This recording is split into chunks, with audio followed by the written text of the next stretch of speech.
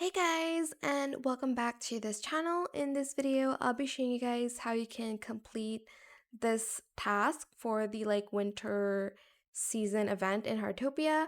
So it says here you need to unlock a hidden recipe from the recipe you already got. So go to Massimo first. As you can see here, there is the section that says unlock any hidden food recipe from the winter frost season.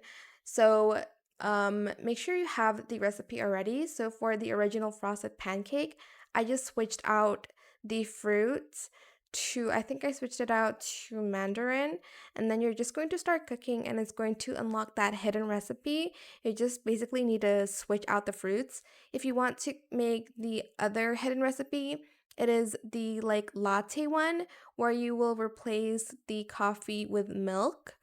But yeah, that is pretty much really super simple. And I hope it was helpful for you guys. Don't forget to like, comment, share, and also subscribe to this channel if you haven't done that already. If you have any more questions about this video, just leave it in the comment section down below. I will try my best to answer them all for you guys. And if you found this video helpful, please click the thanks button as well. That is it. Thank you so much for watching. Bye!